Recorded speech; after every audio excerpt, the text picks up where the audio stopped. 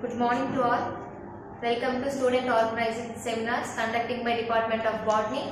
Now I would like to invite A. Maunika, 3rd BHC, to conduct the proceedings.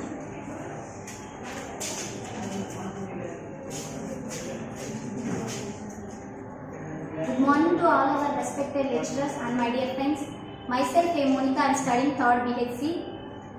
On behalf of our students at Department of Botany, I welcome you all to this student organizer seminar, which is going to be conducted our students only. Now I invite paper presenters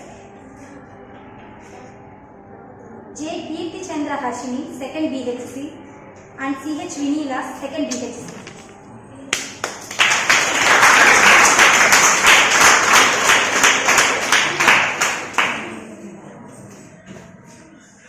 Now I would like to invite G. Padmini, 2nd BHC, A. Shravani, 2nd BHC.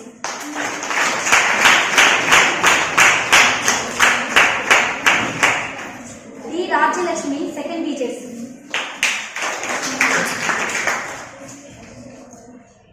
S. Anjali Bai, 2nd BHC. Y. Tejashwini, 2nd BHC.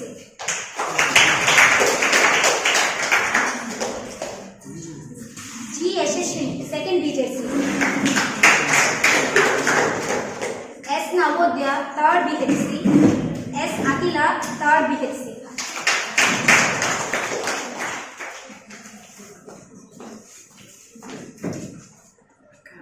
K. Tamusha, 3rd BHC.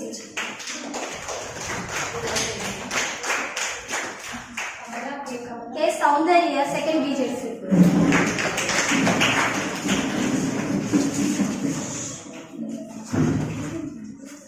All the students of BJC and BHC are conducting this seminar. In this seminar, help us to improve our knowledge and get updated to the latest technological development. Let me invite the participants who are present their papers related to botany. I request you all conclude your PPT within 7 minutes. Now I would like to invite J. Kirti Chandra Harshini, 2nd BHC, C.H. Vinila, 2nd BHC, to deliver their keynote address on this occasion.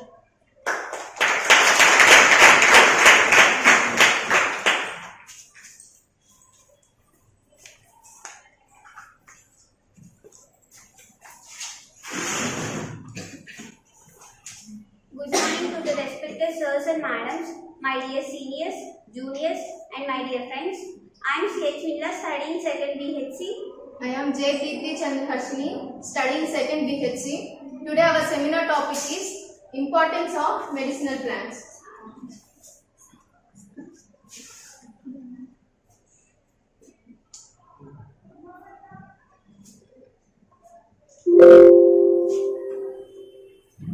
Importance of medicinal plants. Medicinal plants are considered as a rich source of ingredients which can be used in drug development, either pharmacopoeial, non-pharmacopoeial or synthetic drugs. Apart from that, these plants play a critical role in the development of human cultures around the whole world. According to WHO, around 21,000 plant species have the potential for being used as medicinal plants.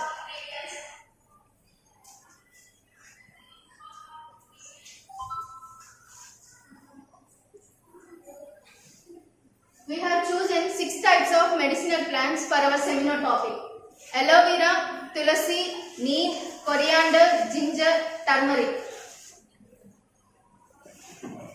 First one, aloe vera. The botanical name of aloe vera is Aloe barbadensis Miller, family Liliaceae.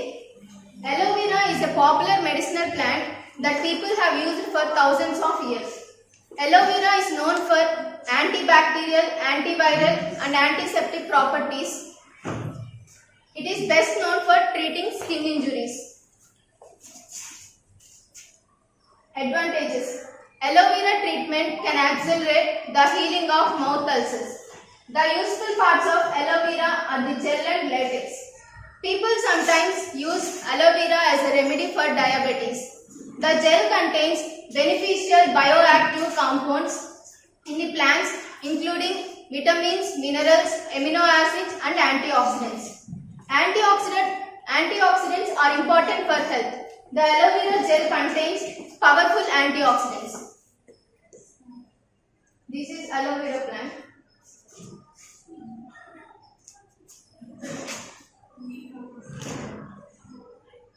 And next one, tulasi. The botanic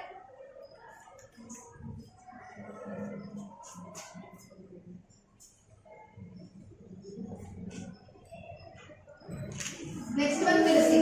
The botanical name of tulasi is Ocimum teniflorum, family Lamiaceae. Tulasi is cultivated for religious and traditional medicine purpose and also for its essential oil. It is widely used as a herbal tea and commonly used in Ayurveda. Tulasi is also known as holy basil. Advantages. Tulasi leaves are rich in vitamin A, C and K and minerals like calcium, magnesium and iron.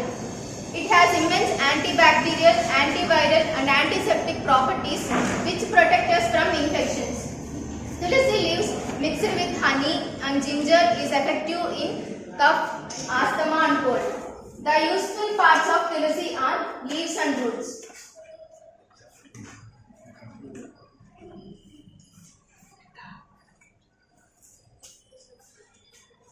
This is tulasi plant.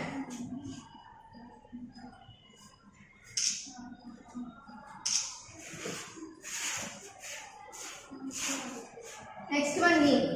The botanical name of neem is Azadirachta indica. Family is Milleaceae. Neem has attracted worldwide prominence in recent years. It is a wide range of medicinal properties. Neem has been extensively used in Ayurveda and homeopathic medicine. Medicinal utilities have been described especially for neem leaf. Advantages. Neem leaf is used for eye disorders, stomach upset, skin ulcers, diabetes and liver problems. The leaf is also used for birth control and to cause abortions.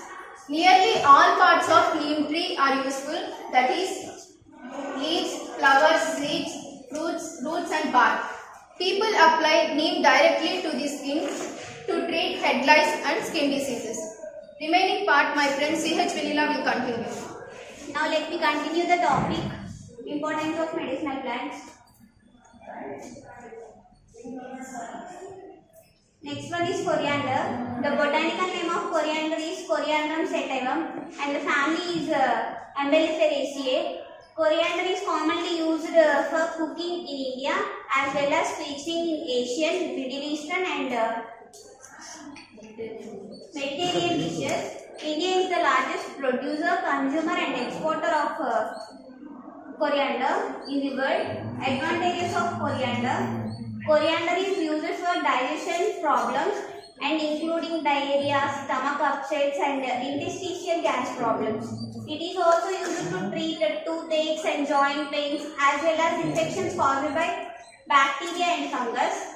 And it is rich in immune boosting antioxidants and the useful parts of coriander are leaves and seeds. It may benefit for the heart health. This is coriander leaves and seeds.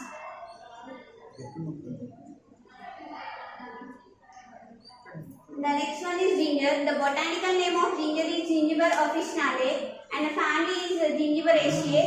Ginger has been play a key plant in medicinal plants and it is a system of traditional medicine native to the Indian subcontinent.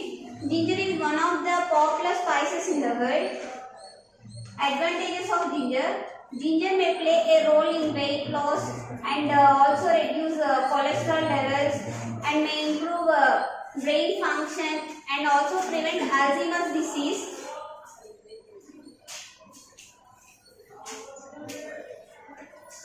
And the next one is turmeric.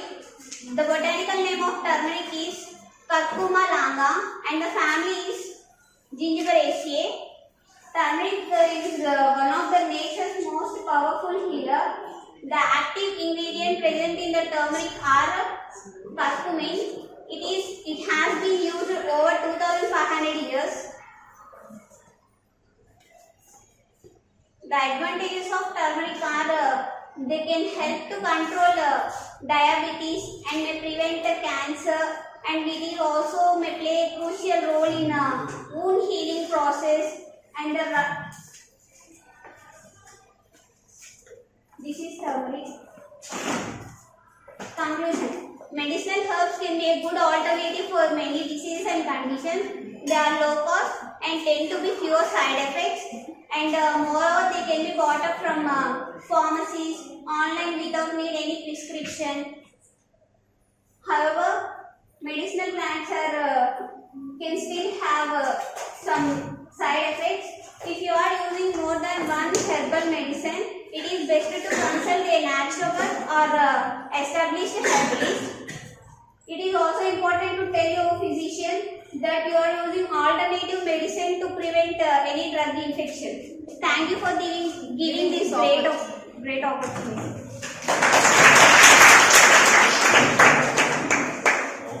Thank you Harshini and Vinila for giving your valuable information about importance of medicinal plants.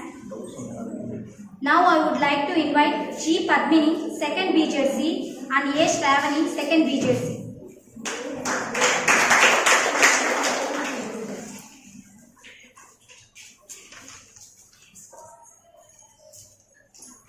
Good morning, respected ma'ams and sir. Good morning, seniors and juniors, and my dear friends. I am Shamli from 2nd BJC. I am Padmi from 2nd BJC. Today our botany topic seminar is Basics of Ecology.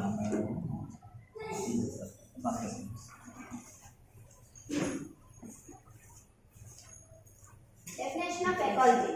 Ecology is the study of organisms like micro and macroorganisms, how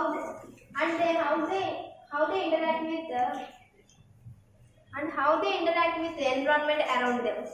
An ecologist studies the relationship between their living thing and their habits. Ecology is coined by Ernest Haeckel. Introduction of ecology. Ecology is a branch of science, including human science, population, community, biosphere, ecosystem. Ecology is the study of organisms, the environment, and how they interact with each other to the environment. An ecologist's primary goal is understanding our life process and adaptations, biodiversity of organisms. Branches of ecology. There are many types of branches of ecology. Now let me some types of branches of ecology. Taxonomic ecology. The taxonomic ecology, taxon means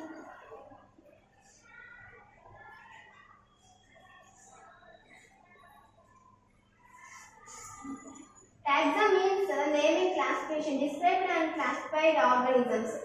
The study of ecology of different taxonomical groups. Examples: algal ecology and microbial ecology. Paleoecology. The paleoecology means past geological ages.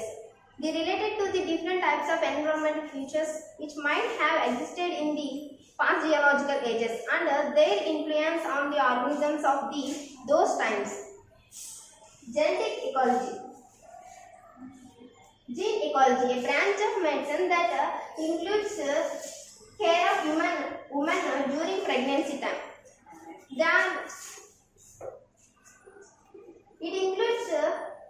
The genetic includes like agates, biotypes, ecotypes. Next one, space ecology. Space ecology is the concern with the man and his environment during their space.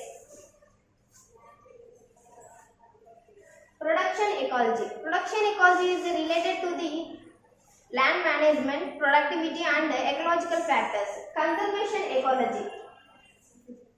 Conservation ecology is related to the conservation of resources like water, land, nutrients. Phytogeography. Phytogeography is the geographical distribution of plants. Zoogeography. Zoogeography is the geological distribution of animals. Pollution ecology. Pollution ecology is the introduction of harmful elements in the environment. They are like pollution of air, water, land, noise pollution like The branches are many. Some type of branches are radiational ecology and statistical ecology. Food chain. Introduction of food chain. A food chain explains which organism eats another organism in the environment. The linear sequence of organism where nutrients and energy is transferred from one organism to the another organism. It begins with the producers and ends with the decomposers. After understanding the food chain, we realize how one organism is dependent on the another organism for survival. The food chains are three types. The grazing food chain. The grazing food chain starts with the producers and processes through herbivores, carnivores and decomposers. It may be terrestrial or aquatic. The grazing food chains are two types. Terrestrial grazing food chain. It occurs on the land surface. Like examples, green plants eaten by rabbits, like eaten by frogs. Aquatic grazing food chain.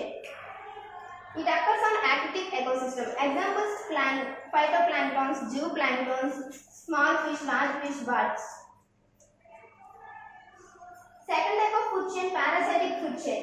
The food chain starts from larger to smaller organism. It may be in the form of inverted pyramid.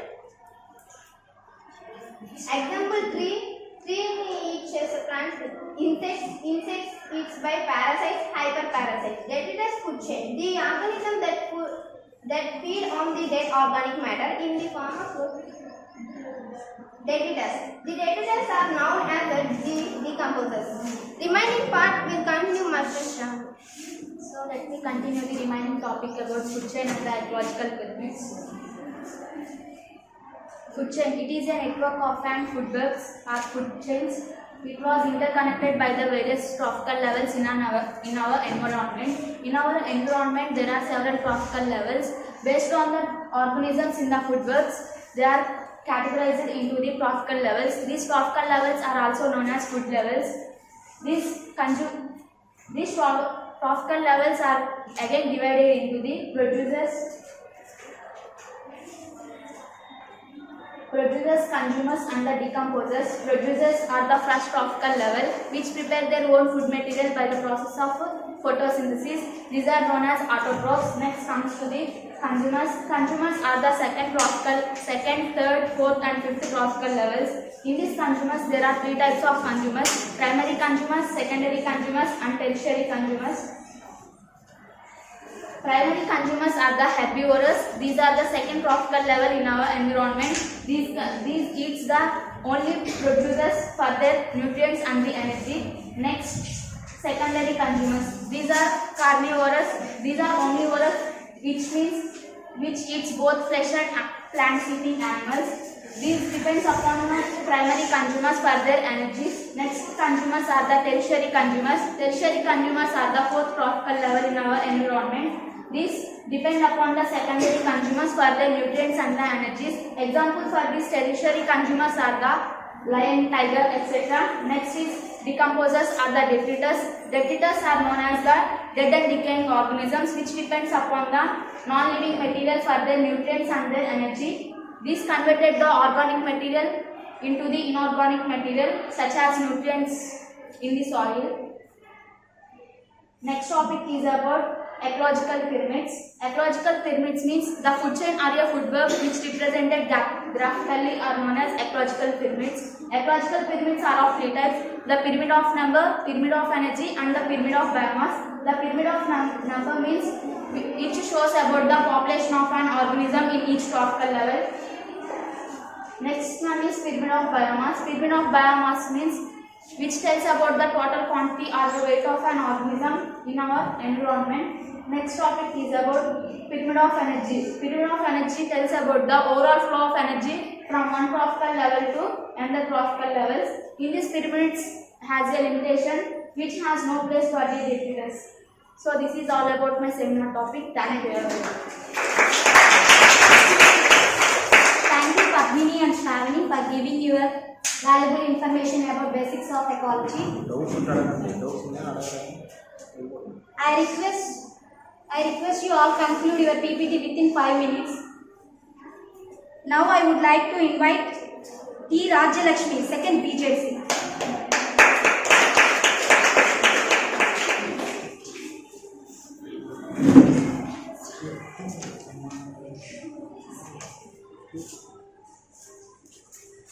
Respected madam, respected sir, good morning sir, good morning madams, good morning my dear friends, my seniors, juniors. My name is Raj Lakshmi. I am studying second BJC.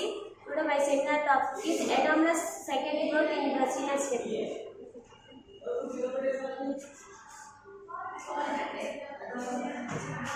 Normally, secondary growth does not occur in monocotyledons due to the absence of cambium in the vascular bundles of cambium. But secondary growth is known as anomalous secondary growth. The vascular bundles is dispersed into the ground tissue. Its stem has any other monocotyledon plants. The primary structure of stem shows 3 regions, namely epidermis, cortex, ground tissue, and vascular bundles. Epidermis, it is made up of several cells arranged uniseriately. Thin cuticule are present several epidermal cells. Cortex, between the epidermis and the primary structure of vascular bundles, several rows of parenchyma. This region is known as cortex. Ground tissue and vascular bundles, the region between the primary vascular bundle and the central part of the stem is known as ground tissue. This is made up of parenchyma. The vascular bundle is scattered irregularly. The vascular bundle is collateral or concentric and closed. Anomalous secondary growth in Dracaena stem.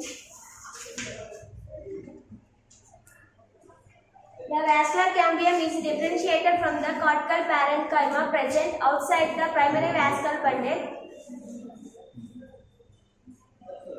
The cambium produces more number of cells on the inner side. On the inner side, outer side cells are formed. The outer side transformed into secondary cortex. The secondary cortex is mostly oval-shaped, central in position, phloem surrounded by xylem. This region is known as amphivasal bundles in some Dracaena species, and collateral bundles are formed. A scaral diameter sheet is present. Excuse me, ma'am. May I know who is the botany lecturer here?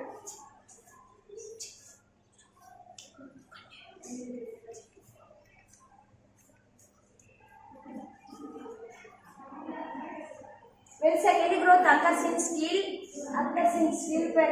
peridermal cells are subject to pressure to provide protection inner side. Secondary tissue is provide protection. Ground tissue is formed from cambium. Epidermal side.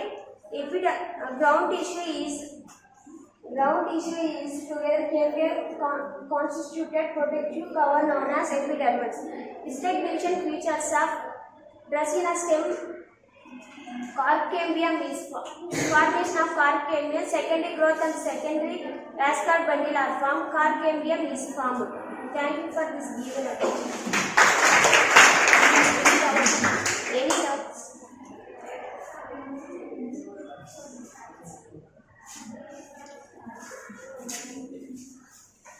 Thank you, Rajalakshmi, for giving your valuable information. Now I would like to invite S. Anshali Bai, second BHC, Bai Tejashwini, second BHC.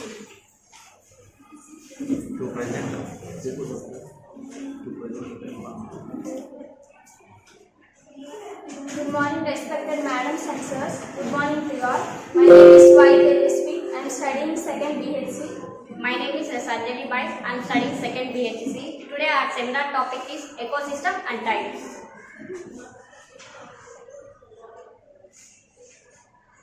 First, ecosystem. An ecosystem is a structural and functional unit of ecology where the living organisms are interact with each other. Surrounding environment. The term ecosystem was first coined by A.G. Tansley. He was English botanist in 1935. Structure of the ecosystem. Both biotic and abiotic components are interrelated in an ecosystem. This ecosystem is open type system, where energy and components are flew throughout the boundaries. This ecosystem is divided into abiotic factors, biotic factors. Biotic factors are characterized into three parts, that is producers, consumers, decomposers. These consumers are again characterized into three parts. First one is primary consumer, second one is secondary consumer, and third one is tertiary consumer. Example of primary consumer is herbivorous, secondary consumer is primary carnivorous, and the tertiary consumer is secondary carnivorous. Biotic components. These biotic components refers to all living components in an ecosystem. These biotic components based on nutrition, these are divided into autotrophs, heterotrophs and saprophytes. Producers also known as autotrophs such as plants. These are called autotrophs. Autotrophs they rely on producers for their food. They prepare their food through the process of photosynthesis. Consumers also known as heterotrophs are organisms depend on other organisms for their food. Consumers are divided into primary consumer, secondary consumer, tertiary consumer, quaternary consumer. Primary consumer or rely on producers for their food. Secondary consumers depend on other organisms for their food and energy. Tertiary consumers, organisms that depend on other organisms, is called tertiary consumers. Quaternary consumers, they are present in some food chains only. Decomposers. It includes saprophytes such as fungi, bacteria, and they directly through on dead and decaying organic matter. Abiotic components. Abiotic components are non-living components in an ecosystem. These are examples of air, water, minerals, soil, sunlight, temperature, nutrients, wind, altitude, turbidity, etc. The remaining part my friend Tejasvi will continue. Now let me continue the topic types of ecosystem. An ecosystem can be as big as ocean, spanning thousands of miles. These ecosystems are divided into two types, terrestrial ecosystem and aquatic ecosystem. First one, terrestrial ecosystem. Terrestrial ecosystems are exclusively land-based ecosystems. There are different types of terrestrial ecosystems, various geological scales. They are distributed into four types: forest ecosystem, grassland ecosystem, tundra ecosystem, and desert ecosystem. First one is forest ecosystem. Forest ecosystem consists of several plants, particularly trees, animals, and microorganisms. They live coordination with abiotic factors in the environment. Forest helps in maintaining the temperature on the earth and major carbon sinks. And this is the picture of forest ecosystem. Second one is grassland ecosystem. In grassland ecosystem, the vegetation is dominated by grasses and herbs. For examples like savan grassland, temperate grassland, and tropical grasslands are the examples of grassland ecosystem. And this is the picture of grassland ecosystem. Third one is tundra ecosystem. Tundra ecosystem are devoid of trees. It has cold climate and where the rainfall is scarce. Most of these years are covered with the snow, and mostly these regions are seen in Arctic and mountain top areas. And this is the picture of tundra ecosystem. And fourth one is desert ecosystem. Deserts are found throughout the world. These regions with little rainfall and vegetation is scarce. In these desert ecosystem, the days are hot and nights are cold. And this is the picture of desert ecosystem. Second one is aquatic ecosystem. Aquatic ecosystems are ecosystems present in the body of water. And these are divided into two types, freshwater ecosystem and marine ecosystem. First one is freshwater ecosystem. Freshwater ecosystem is in the aquatic ecosystem. It includes rivers, lakes, ponds, wetlands, etc. And this water has no salt content. And second one is marine ecosystem. It includes seas and oceans. This water has substantial salt content. Any doubts? Thank you for giving this opportunity. Thank you Anjali and Tejashni for giving your valuable information about ecosystem. Now I am inviting G. Yashashwini, 2nd BJC, to present her PPT.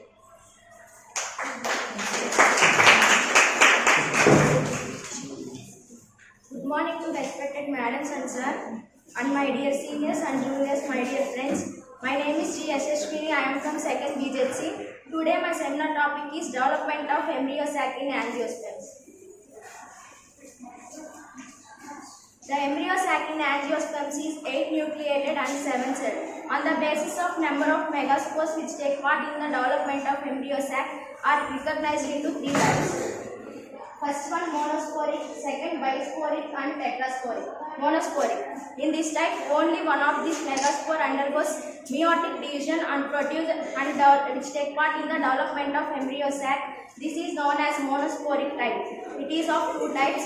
First one polygonal type, second one monothera type. Polygonal type. The 8 nucleated monosporic embryo sac was first discovered by Strasburger in Polygonum divercatum and is referred to as polygonum type. The megaspore mother cell undergoes first meiotic division and produces 2 megaspore nuclei.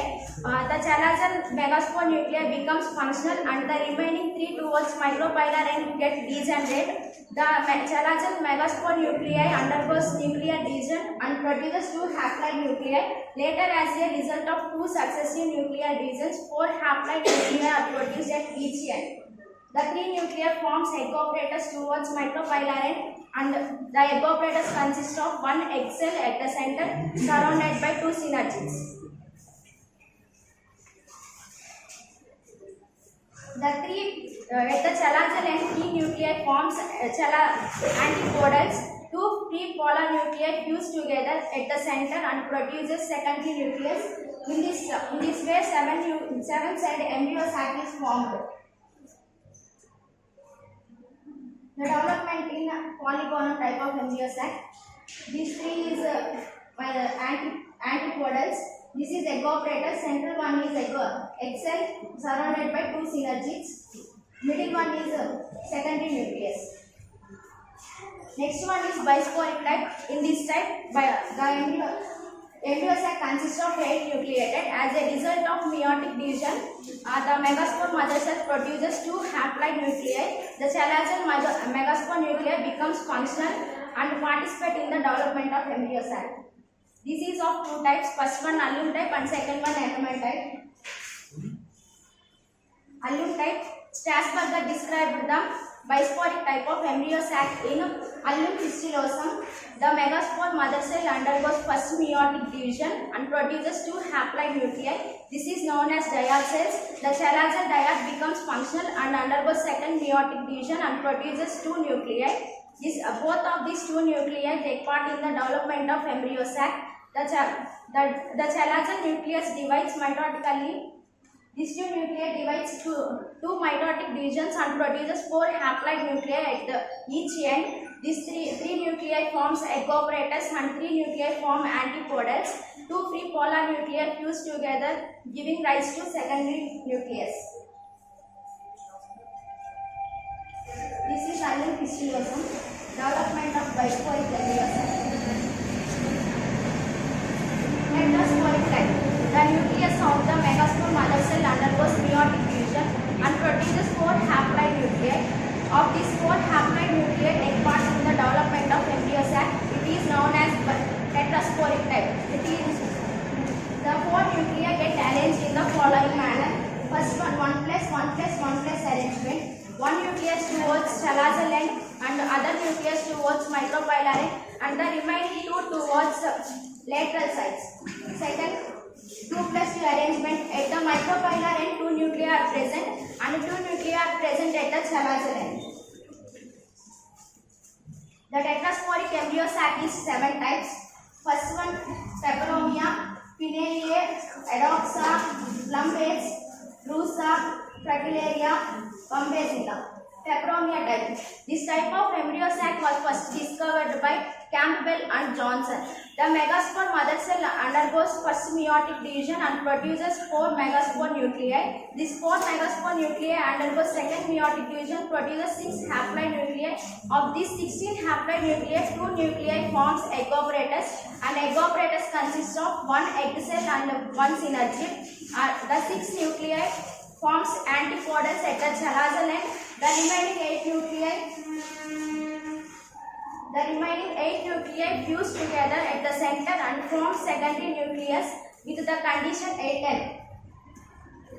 The development of embryo sac in Peperomia. This one is egg apparatus, one is egg cell and one is synergid. This is 6 antipodals. This is secondary nucleus with 8L condition.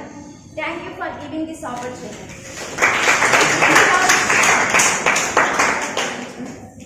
Any doubts?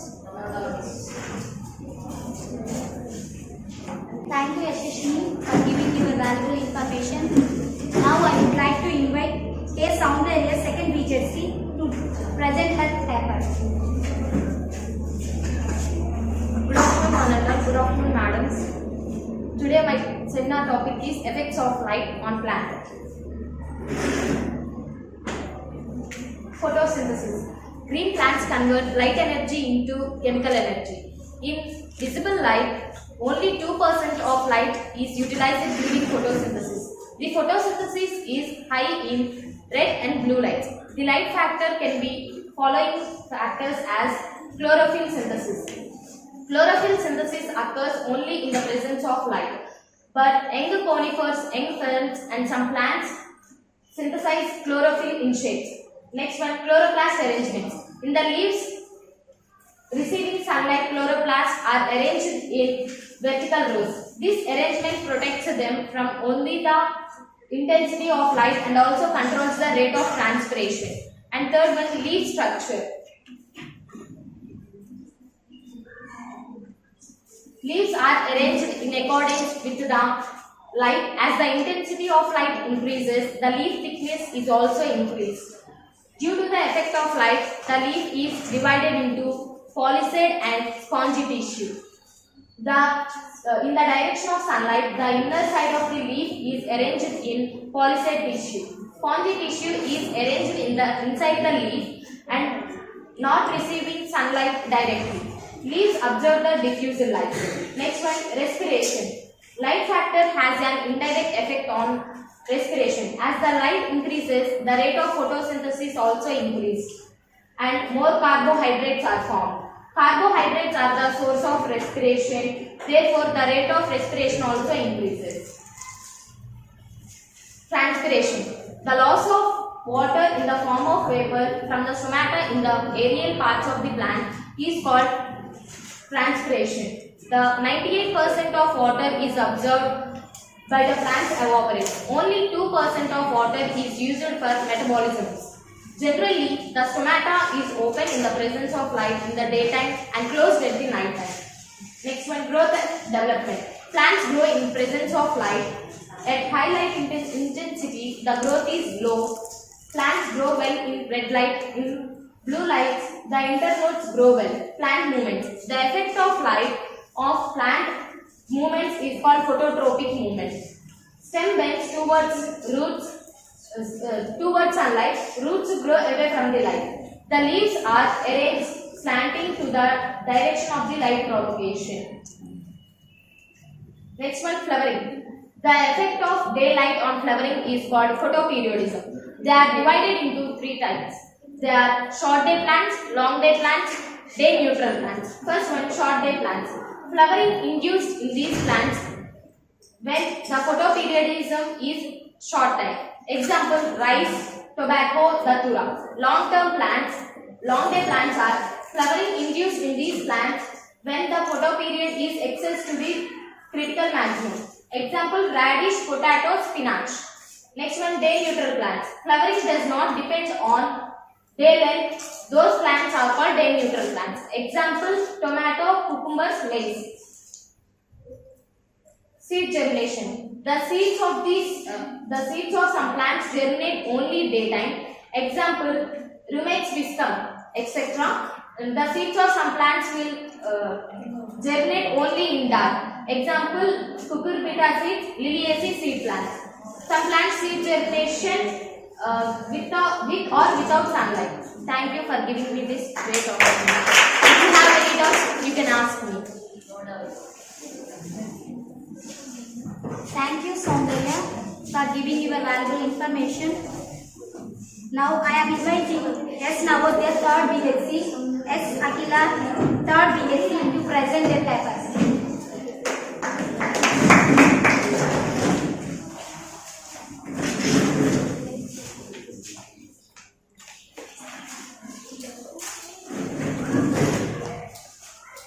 Good morning everyone, respected teachers and my friends. My name is Akila. I am studying 3rd BSc. Good morning, sirs and madam, and respected seniors and juniors and my friends. I am Navodaya from 3rd BSc.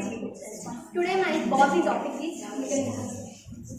Vitamins are organic compounds in the food that are needed in the small amounts of growth and maintaining of good health.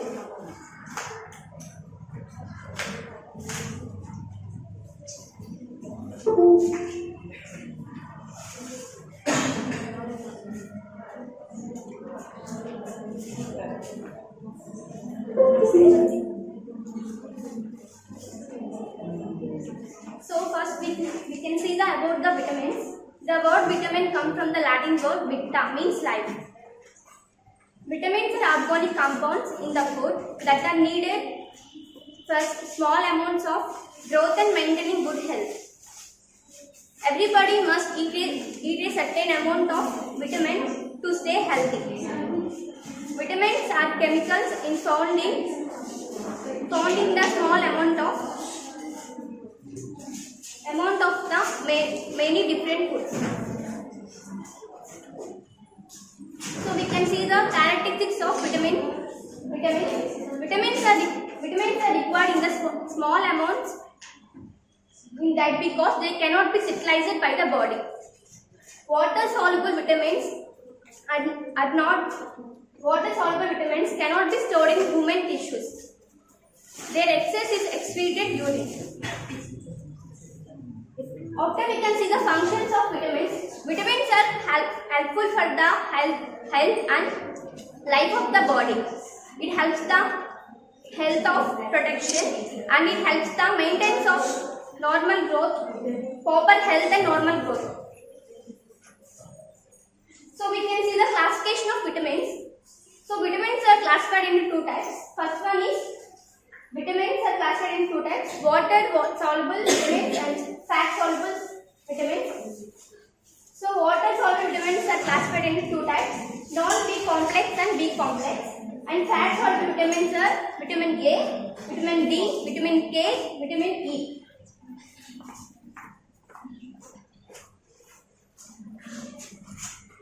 Fat soluble vitamins. Fat soluble vitamins are absorbed along with the fats in the diet that are stored in the body, fatty tissues and in liver.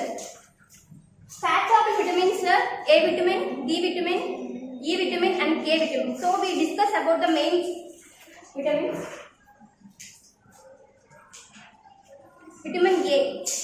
Vitamin A is the group of unsaturated nutritious organic compounds. There are include retinol, retinal, lactic acids and several provitamins. Benefits of vitamin A. Vitamin A is important for normal vision. Vitamin A helps in heart and lungs. So we can see the vitamin A food items. In vitamin A food items are meat, egg and fish and carrots and cheese. My friend will be cutting this talk.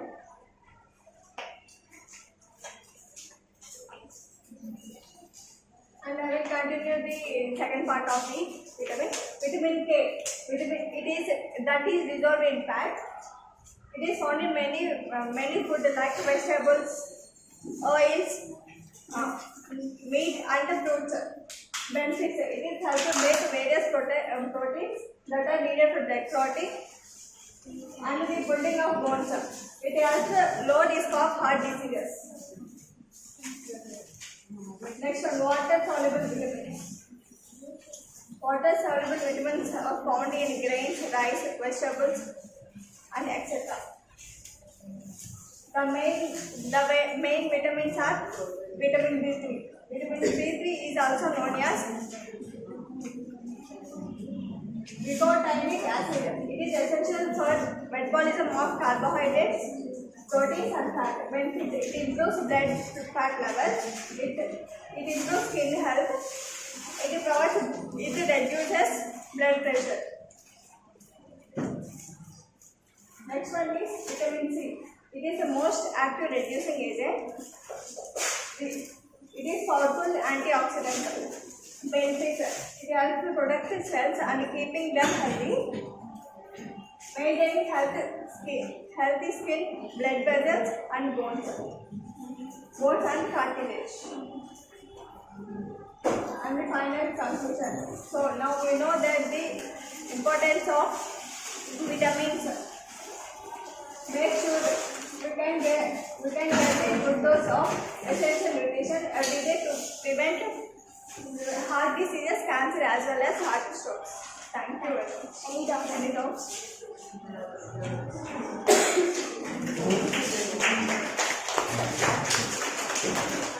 Thank you, Navodaya and Akhila, for giving your valuable information about vitamins. Now I would like to invite K. Tanusha, 3rd BSc, to present her paper. Good morning to one and all. Good morning, respected staff and madams. My name is K. Tanuja. I am studying in final year BSc. Today my topic is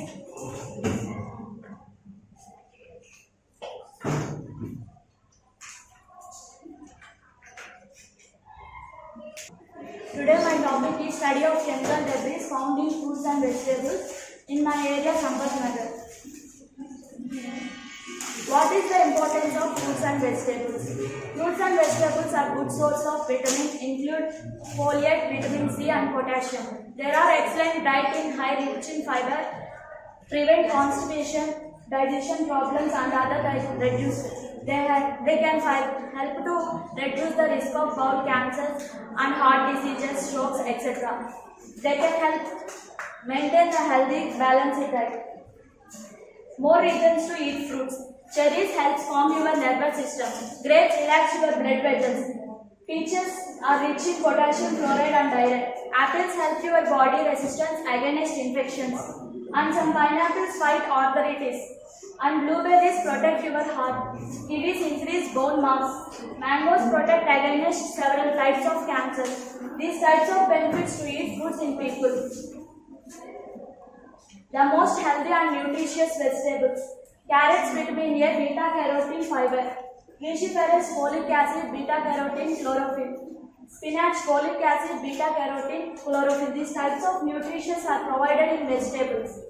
Beets, folic acid, betaine. Onions, quercetin, inulin, sulfur.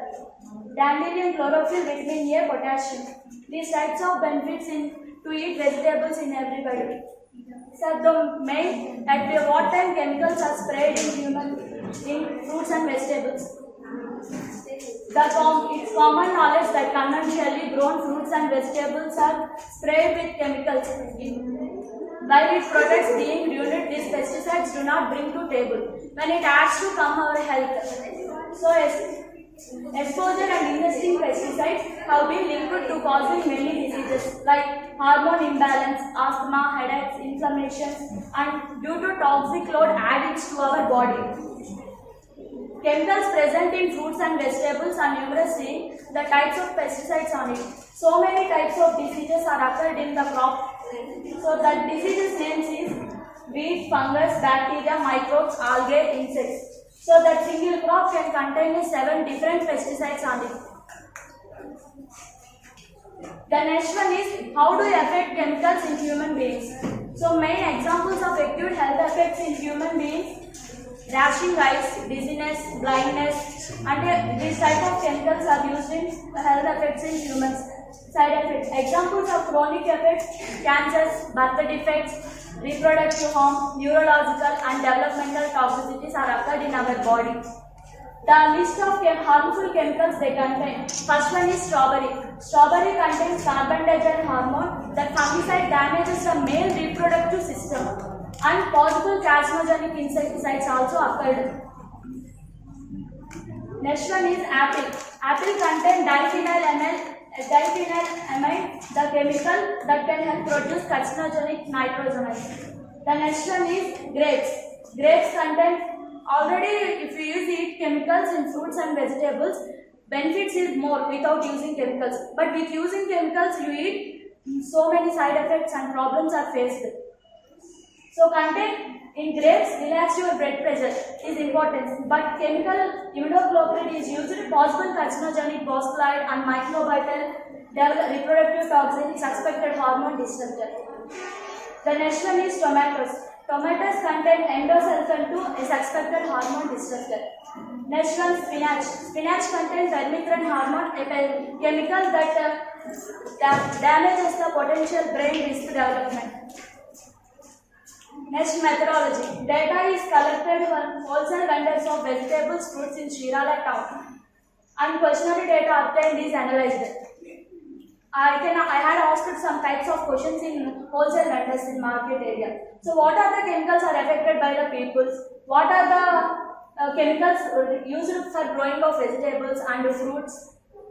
Then, what chemicals are used in your daily life? Next, what methods are used in removing chemicals in your vegetables daily life? Some types of questions I had asked. Next, result. My data survey is representation in graphic method. Chemicals are used in vegetables and fruits in 15 members in my area. Chemicals not used in 35 members. So, this type of graph is presented. Next one is conclusion. The aim of conclusion is chemical residues is to protect consumer health and side benefits also. Safe food should have all and above appropriate nutritious and contain possible amount of substances that could be hazardous to your health. So they are crucial to monitor chemical residues in fruits and vegetables.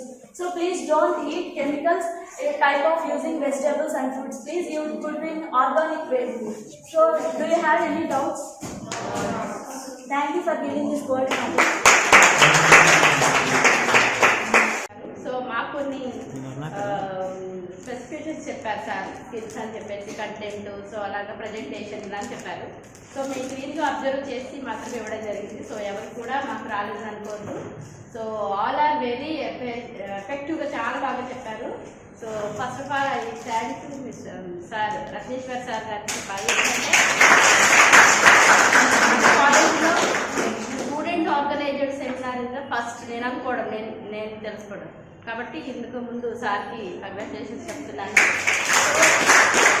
So program is inspirational అనమాట. So next మా coming మా డిపార్ట్మెంట్స్లో మేము చేద్దామని చెప్పేసి plan చేసుకున్నాము. So all the very best to all participates. వేరేగా అనుకోవద్దు, praise రావద్దని వేరే అనుకోవద్దు. So good achievement. Thank you.